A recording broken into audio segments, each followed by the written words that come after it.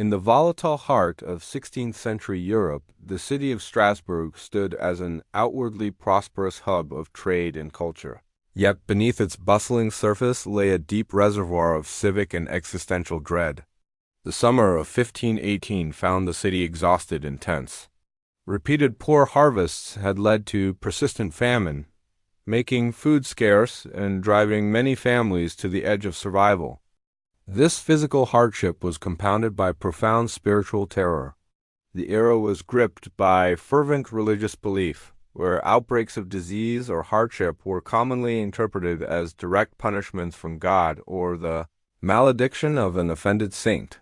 This climate of collective exhaustion and hyper-superstition provided the perfect terrifying stage for something utterly irrational to take root, and that July an event erupted on Strasbourg's cobblestone streets that defied all medical explanation and challenged the very limits of human sanity, the dancing plague.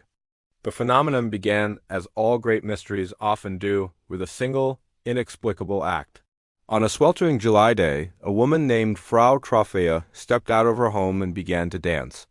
Her movements were not the joyous steps of a summer festival or the rhythmic sway of a carnival. They were involuntary, rigid, and desperate, performed without music, without visible motivation, and, crucially, without rest. Neighbors initially dismissed it as a moment of madness or high spirits, but their dismissal quickly turned to horror as hours bled into days, and Frau Trophäa's frantic movements continued with the uncanny persistence of a broken mechanism. She moved until her garments were drenched in sweat, until her legs trembled from the strain, and until the skin of her feet was worn raw, leaving streaks of blood on the stone.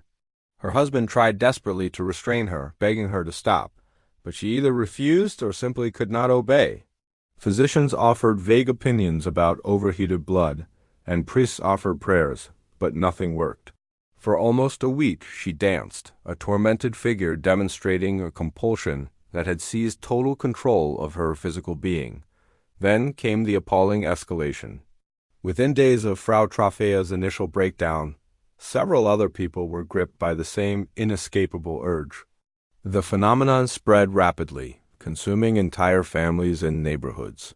By the middle of the month, dozens were dancing in the streets. By August, chroniclers claimed the afflicted numbered between 50 and 400. This was not a pleasant spectacle. There was a terrifying tableau of human disintegration. The dancers' faces were not etched with merriment, but contorted in pain.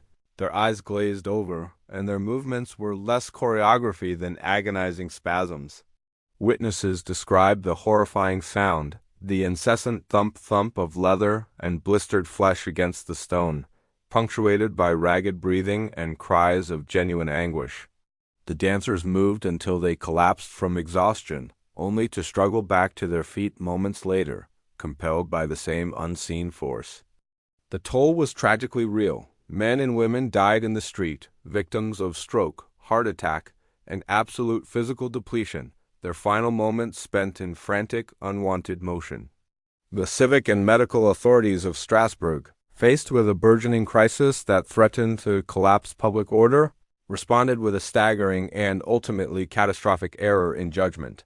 Accepting the prevailing medical theory that the affliction was a form of hot blood or a fever of the spirit that needed to be expelled, the city council decided on a bizarre and public course of action. They decreed that the dancers must continue to dance. In a grotesque effort to cure the sickness with performance, they cleared public squares, erected temporary stages, and actually hired fiddlers and drummers to provide a consistent rhythm for the afflicted. Their intent was to purge the illness through movement, but their intervention served only to provide a focal point and validation for the mass panic. By creating a physical and audible venue for the frenzy, they amplified the power of suggestion, and the spectacle encouraged more psychologically vulnerable citizens, those weakened by hunger and fear, to succumb. What was intended as a medical cure became a psychological crucible, deepening the epidemic and accelerating the suffering. For the citizens who were not dancing, the nightmare was intimate and devastating. Fathers watched their daughters whirled away, mothers grasped their sons, trying to physically anchor them against the terrible compulsion. only to feel their bodies tremble and strain away. Relatives attempted to restrain the afflicted with ropes, but the dancers often writhed, dragging themselves across the ground until they broke free. Some were locked inside homes, only to violently convulse against the walls, driving their families to release them for fear they would die from the struggle indoors. Accounts suggest a deep psychological duality within the sufferers. Many appeared to be in a trance-like state, their eyes unseeing, yet others would briefly break through the haze, begging between gasps for help, insisting they wanted to stop but could not. This collective torment, unfolding in broad daylight, drew crowds of horrified onlookers, creating a morbid fascination, a terrifying blurring of the lines between pity, fear, and gruesome spectacle. In the desperate search for meaning, two dominant explanations emerged, one ancient and one modern. The first, and most pervasive at the time, was superstition. The citizens fixated on the curse of St. Vitus, a Christian martyr whose power was thought to include inflicting uncontrollable dancing upon entire towns as punishment for sin. The afflicted were taken on pilgrimages to chapels dedicated to him, where relics were applied and rituals performed to exorcise the spiritual malediction. Simultaneously, dark rumors of demonic possession and witchcraft circulated, deepening the atmosphere of terror and leading to self-examination about the city's collective sin.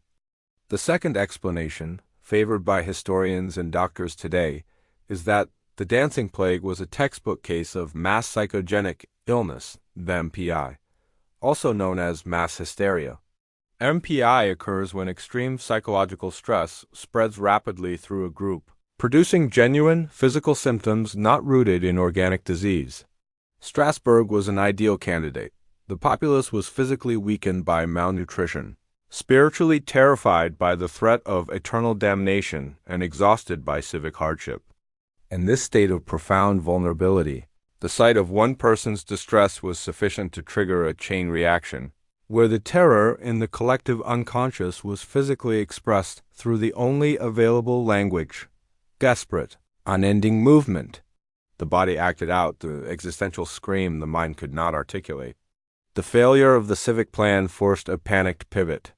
The stages were torn down, musicians dismissed, and the strict ban on all public music and dancing was enforced under threat of punishment. The city council placed its final, desperate hope in the hands of the church. Large groups of the afflicted were taken outside the city to a shrine of St. Vitus, where sustained rituals of exorcism, prayer, and confession were performed. Slowly, as the summer heat waned and the psychological pressure was eased partially by the journey, the change of scenery, and the intense focus of the religious rites, the frenzy began to subside. It was not a sudden cure, but a gradual, slow decline. The aftermath left a profound, irreversible scar on Strasbourg. The plague exposed the terrifying fragility of social order. A single, seemingly trivial act had snowballed into a civic and spiritual catastrophe that neither medicine nor secular authority could contain. Those who recovered were often left permanently maimed or crippled by the ordeal. The city's reputation was stained by the grotesque memory, and the civic leaders were humiliated. Most significantly, the event entrenched the people's belief in the tangible power of curses and divine punishment, resulting in a temporary surge of piety and an enduring sense of anxiety. The dancing plague was not just a historical oddity. It was a devastating revelation of how, when external stresses are pushed to an extreme, the human psyche can become contagious, commanding the body to self-destruct in a terrifying collective expression of its unbearable anguish, leaving behind a profound and haunting mystery that endures centuries later.